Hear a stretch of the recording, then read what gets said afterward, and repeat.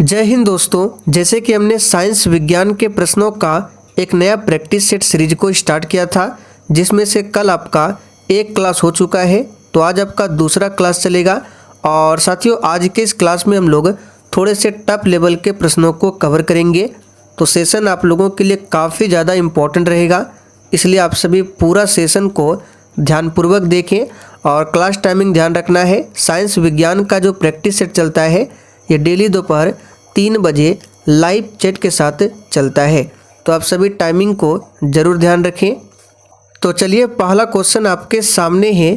सोनार संक्षिप्तीकरण क्या है? यानी कि सोनार का आपको फुल फॉर्म बताना है, क्या है। सभी ऑप्शन को ध्यान से पढ़िए और बिल्कुल आपको सोच समझकर आंसर करना है।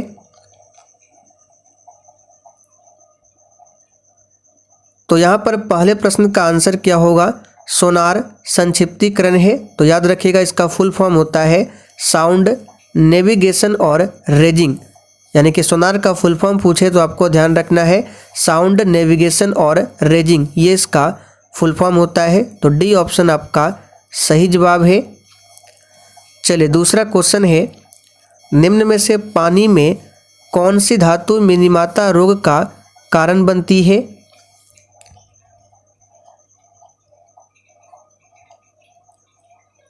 चलिए फटाफट से आंसर कीजिए आप सभी। प्रत्येक स्टूडेंट को नीचे लाइव चैट में आंसर बताना है, जिससे आपका प्रॉपर तरीके से रिवीजन भी हो सके। तो यहाँ पर इसका सही जवाब क्या हो जाएगा? तो याद रखिएगा पारा यानी कि मरकरी। तो मरकरी यानी पारा के प्रदूषण के कारण कौन सा रोग होता है? तो मिनीमाता। और कैडमियम के प्रदूषण से होता है इटाई रोग। दोनों को ध्यान रखें। चलिए, तीसरा क्वेश्चन है। ऐसी समष्टि पारस्परिक क्रिया जिसमें एक जाति को लाभ होता है और दूसरी को ना तो लाभ होता है ना ही हानि, उसको क्या कहते हैं? चलिए, थोड़ा सा अप लेवल का क्वेश्चन है, लेकिन एग्जाम के लिए इम्पोर्टेंट रहेगा। तो ऐसी समष्टि पारस्परिक क्रिया जिसमें एक जाति को लाभ होता है और दूसरी को ना तो लाभ और ना ही हानि, उसको कहा जाता है, याद रखिएगा, सहभोजिता। तो डी ऑप्शन आपका सही जवाब है, सहभोजिता। आगे देखिए, सौर सेल बनाने में प्रयुक्त किया जाने वाला तत्व कौन सा है? चलिए फटाफट से आंसर कीजिए। सौर सेल बनाने में प्रयुक्त किया जाने वाला तत्व कौन सा है? तो यहाँ पर इस प्रश्न का सही जवाब हो जाएगा सिलिकॉन। सौर सेल में सेमीकंडक्टर का प्रयोग किया जाता है और सेमीकंडक्टर में सिलिकॉन का इस्तेमाल होता है। आगे देखिए, सबसे तेज हिमीकरण विधि जिसमें तरल नाइट्रोजन का कार्बन डाइऑक्साइड का उपयोग किया जाता है, क्या है? चलिए, बिल्कुल सोच समझकर आंसर करना है। और साथियों, आप लोगों को शाम 7:30 बजे की क्लास को जरूर अटेंड करना है। शाम 7:30 बजे की क्लास में भी टॉपिक वाइज पॉलिटी चल रहा है, जिसमें आपका प्रस्तावना कंप्लीट हो चुका है। अभी आपका चल रहा है संविधान सभा। तो डेली अटेंड करें। ये क्लास आपको मेरे दूसरे चैनल पर मिलेगा। उस चैनल का लिंक इसी वीडियो के नीचे डिस्क्रिप्शन बॉक्स में है, या फिर आप लोग सर्च कर सकते हैं Diwakar study IQ, Diwakar study IQ। तो यहाँ पर इसका सही जवाब क्या हो जाएगा? तो याद रखिएगा इमर्शन फ्रीजिंग। आगे देखिए, इनमें से एक आवश्यक अमीनो एसिड कौन सा है? चलिए आंसर कीजिए। और PDF की बात करें तो इसका PDF आपको टेलीग्राम पर मिल जाएगा। टेलीग्राम का लिंक इसी वीडियो के नीचे डिस्क्रिप्शन बॉक्स में है। तो इनमें से कौन एक आवश्यक अमीनो एसिड है? तो याद कर लीजिए, इंपॉर्टेंट रहेगा। तो देखिए, 9 प्रकार के आवश्यक अमीनो अम्ल है, जिसमें से 9 प्रकार में एक है ल्यूसिन। तो यहाँ पर बी ऑप्शन सही है, ल्यूसिन। कोशिका द्रव्य क्लोरोप्लास्ट एवं माइटोकॉन्ड्रिया के राइबोसोम्स क्रमशः होते हैं। तो कोशिका द्रव्य क्लोरोप्लास्ट एवं माइटोकॉन्ड्रिया के राइबोसोम्स क्रमशः कौन कौन है? तो ये है 80, 70 और 70, जो कि बी ऑप्शन में दिया गया है। तो यहाँ पर बी ऑप्शन सही है। एलर्जन के प्रति सबसे प्रचुर मात्रा में बनने वाला प्रतिरक्षा कौन सी है? तो साथियों एलर्जन के प्रति सबसे प्रचुर मात्रा में बनने वाली प्रतिरक्षा कौन सी है? तो याद रखिएगा इम्यूनोग्लोबुलिन ई। तो कौन सा हो जाएगा? यहाँ पे देखिए दिया गया है इम्यूनोग्लोबुलिन ई। फर्स्ट ऑप्शन आपका सही जवाब है। आगे देखिए कटी जली एवं कच्ची सतहों पर कौन से सूक्ष्म जीव पनपते हैं? चलिए वेरी इंपॉर्टेंट क्वेश्चन रहेगा, आंसर कीजिए आप सभी। और साथियों जिसने अभी तक सेशन को लाइक नहीं किया है तो फटाफट से आप सभी सेशन को साथ में लाइक करते चलिए और डेली आप लोग क्लास को अटेंड कीजिए। तो साथियों कटी जली एवं कच्ची सतहों पर कौन से सूक्ष्म जीव पनपते हैं? तो ये है स्टेफाइलोकोकस, जो कि डी ऑप्शन में दिया गया है। तो कटी जली एवं कच्ची सतहों पर याद रखना है स्टेफाइलोकोकस जीव सूक्ष्म जीव पनपते हैं। आगे देखिए तेल की पतली फिल्म से परावर्तित श्वेत प्रकाश में रंग दिखाई देने का कारण क्या है? चलिए बहुत ही सिंपल क्वेश्चन है, इसका आंसर आप सभी जानते हैं, प्रकाश का व्यतिकरण के कारण ऐसा होता है। तो यहाँ पर बी ऑप्शन याद रखिएगा, प्रकाश का व्यतिकरण। जब आयोडीन घोल की कुछ बूंदों को चावल के पानी में मिलाया जाता है तो घोल जो है नीला काला हो जाता है। यह इंगित करता है कि चावल के पानी में क्या शामिल है? तो देखिए जब आयोडीन घोल की कुछ बूंदों को चावल के पानी में मिलाया जाता है तो घोल का रंग नीला काला हो जाता है और इसका संकेत है कि चावल के पानी में क्या है? स्टार्च यानी कि मंड है। दूध में उपस्थित शर्करा कौन सा है? चलिए बहुत ही सिंपल क्वेश्चन है, इस प्रश्न पर स्टार मार्क कर लीजिए। बार बार ये क्वेश्चन पूछा जाता है, दूध में उपस्थित शर्करा कौन सा है? तो याद रखिएगा ये है लैक्टोज शर्करा। सी ऑप्शन आपका सही जवाब है लैक्टोज। और दूध की शुद्धता को किस यंत्र से मापी जाती है? तो लैक्टोमीटर से, इसे भी ध्यान रखेंगे। जहरीला पदार्थ जो हरा आलू में पाया जाता है कौन सा है?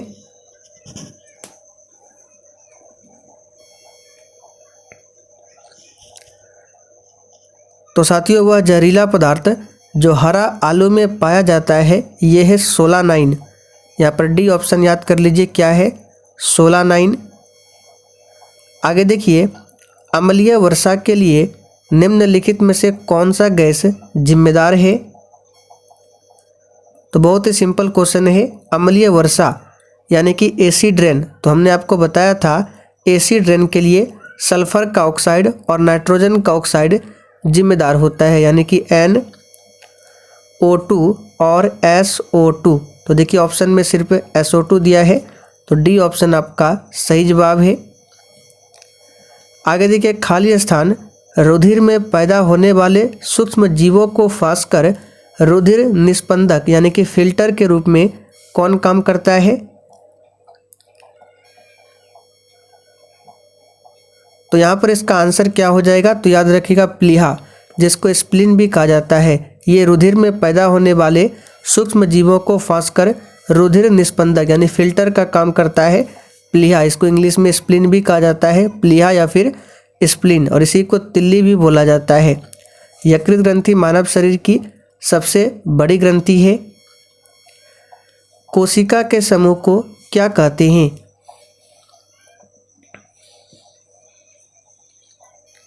चलिए सिंपल क्वेश्चन है, आंसर कीजिए। कोशिका के समूह को क्या कहते हैं? तो याद रखिएगा कोशिका के समूह को कहा जाता है उत्तक, और उत्तकों के समूह को क्या कहा जाता है? अंग। इसे भी ध्यान रखेंगे। और एक प्रश्न यहाँ से बनता है कि उत्तक का अध्ययन क्या कहलाता है? तो हिस्टोलॉजी। यहाँ पे लिख देते हैं हिस्टोलॉजी। इसके अंतर्गत उत्तकों का अध्ययन किया जाता है। पौधों में लचीलेपन का गुण किस उत्तक के कारण होता है? तो इस प्रश्न को याद कर लीजिए, बिहार पुलिस के लिए प्रश्न काफ़ी ज़्यादा इम्पोर्टेंट रहेगा। पौधों में लचीलेपन का गुण किस उत्तक के कारण होता है? तो याद रखिएगा कोलेनकाइमा उत्तक के कारण। तो यहाँ पर तीसरा ऑप्शन आपका सही जवाब है कोलेनकाइमा उत्तक। आगे देखिए टैक्रिड्स कहाँ पाए जाते हैं। चलिए आंसर बताइए फटाफट से, ट्रैकिड्स कहाँ पाए जाते हैं। तो इसका सही जवाब क्या हो जाएगा, ट्रैकिड्स जो है ये कहाँ पाए जाते हैं, तो याद रखिएगा जाइलम उत्तक में। सी ऑप्शन आपका सही जवाब है।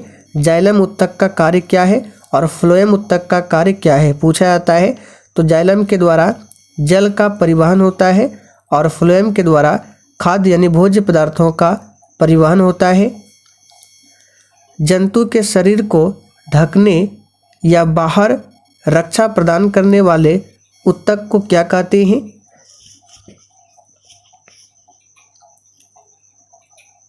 तो साथियों जंतु के शरीर को ढकने या बाहर रक्षा प्रदान करने वाले उत्तक को क्या कहा जाता है, तो याद कर लीजिए ये है एपिथेलियम उत्तक। तो तीसरा ऑप्शन आपका सही जवाब है एपिथेलियम उत्तक। आगे देखिए जिन उत्तकों में क्लोरोफिल पाया जाता है उसे कहते हैं।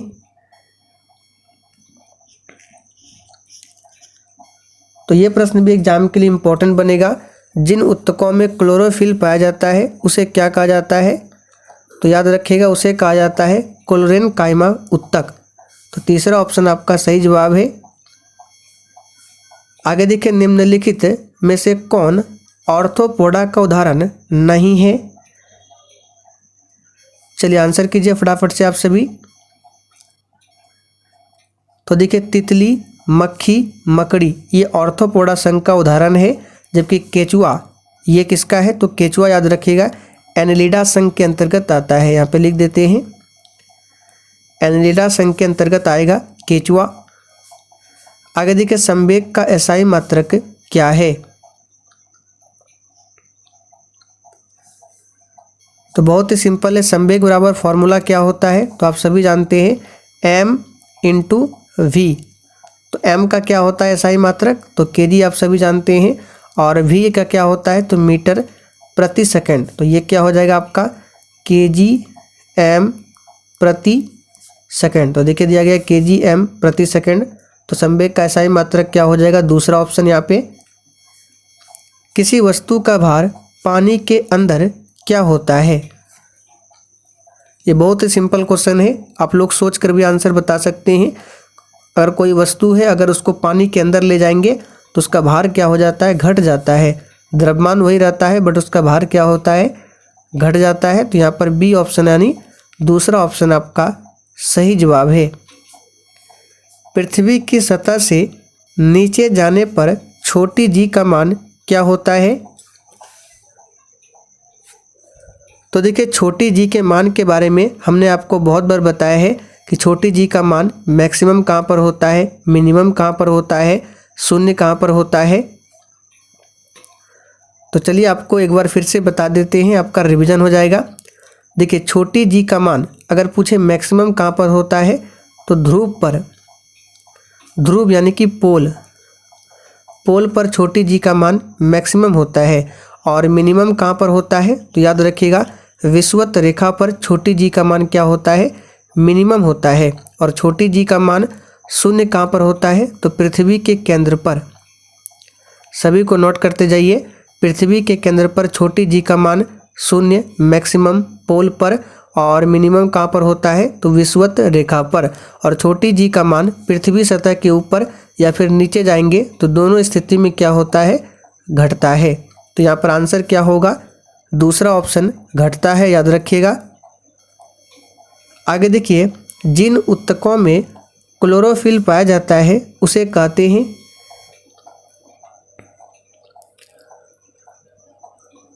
तो साथियों जिन उत्तकों में क्लोरोफिल पाया जाता है उसे क्या कहा जाता है, तो अभी हमने थोड़ी देर पहले आपको कराया था, इसे कहा जाता है क्लोरेनकाइमा उत्तक। पौधों में वाष्पोत्सर्जन किसके द्वारा होता है।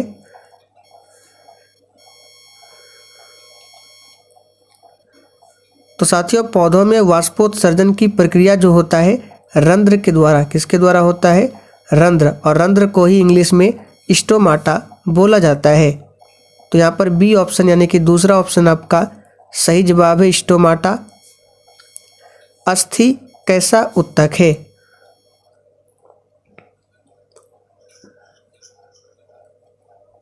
चलिए आंसर कीजिए। और जिसने अभी तक सेशन को लाइक नहीं किया है तो प्लीज़ आप सभी से रिक्वेस्ट है कि आप सभी सेशन को फटाफट से लाइक कीजिए। तो साथियों, अस्थि कैसा उत्तक है? तो याद रखिएगा संयोजी उत्तक का उदाहरण है अस्थि। तो यहाँ पर चौथा ऑप्शन सही जवाब है, संयोजी उत्तक। जंतुओं में भोजन का संग्रहण खाली स्थान उत्तक में होता है। तो पादपों में नहीं पूछा गया है, जंतुओं में पूछा गया है। तो जंतुओं में भोजन का संग्रहण जो होता है पेशी उत्तक में होता है। याद कर लीजिए, इंपॉर्टेंट प्रश्न रहेगा पेशी उत्तक के द्वारा। खाली स्थान तंत्रिका उत्तक की एक इकाई है। तो तंत्रिका उत्तक की एक इकाई क्या है? तो न्यूरॉन।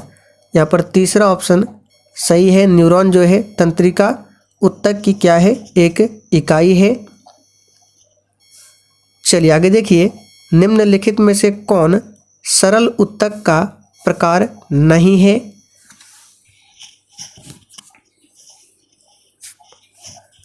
तो सरल उत्तक का प्रकार कौन सा नहीं है? तो याद रखिएगा यहाँ पर सही जवाब क्या है? फ्लोएम और जाइलम, ये सरल उत्तक का प्रकार नहीं है। तो चौथा ऑप्शन में दिया गया है फ्लोएम। शैवालों में किस तरह का विभाजन पाया जाता है?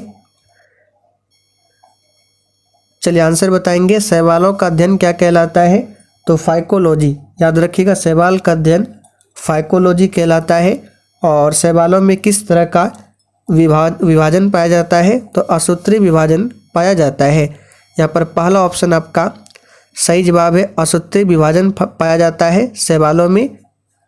चलिए देखिए, शैवाल हो गया, जीवाणु, कवक, प्रोटोजोआ, इन सभी में असूत्री विभाजन पाया जाता है।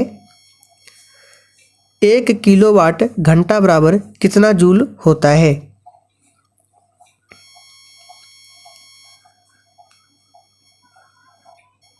तो याद कर लीजिए 1 किलोवाट घंटा बराबर होता है कितना जूल? तो 3.6 गुना 10⁻6 जूल होता है। तो यहाँ पर तीसरा ऑप्शन आपका सही जवाब है। मानवों में ध्वनि की श्रव्यता की औसत परास क्या है?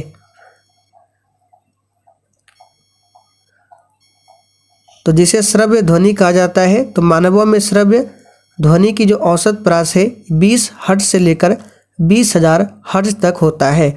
और 20,000 हर्ट्ज को 20 किलो हर्ट्ज भी लिखा जाता है इस तरह से। तो इसका रेंज हो जाएगा 20 हर्ट्ज से 20 किलो हर्ट्ज। यहाँ पर पहला ऑप्शन आपका सही जवाब है, याद रखिएगा।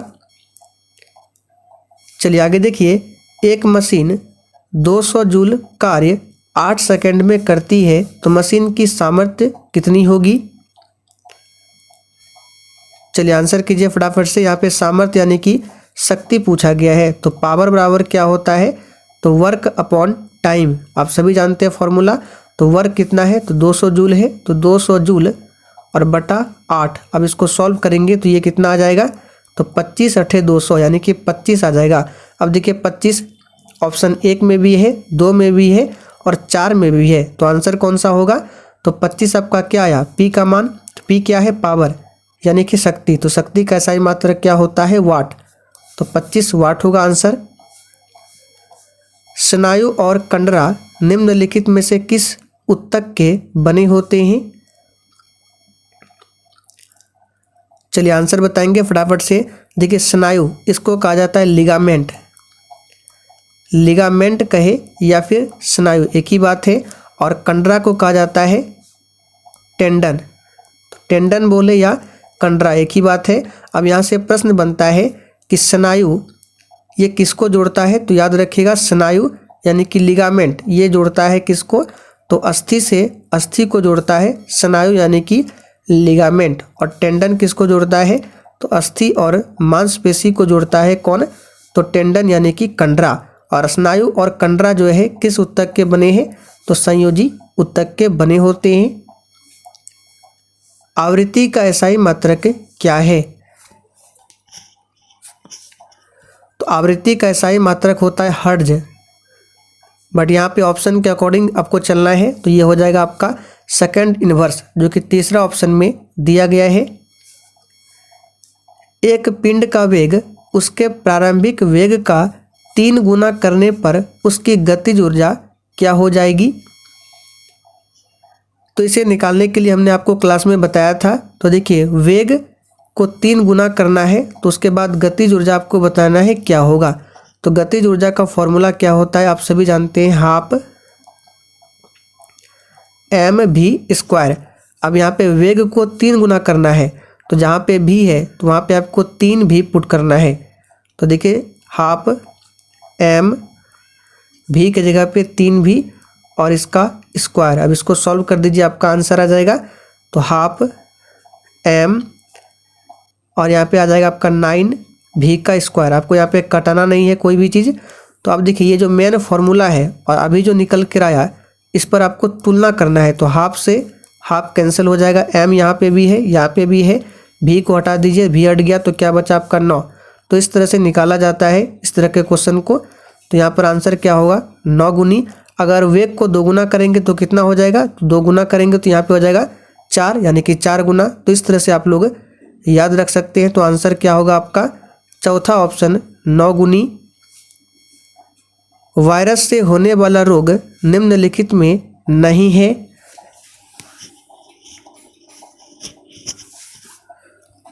तो वायरस से होने वाला रोग कौन सा नहीं है, तो हैजा।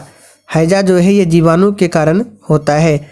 एड्स की बात करें तो ये HIV वायरस से होता है एड्स। संक्रमित पेयजल से फैलने वाला रोग कौन सा है,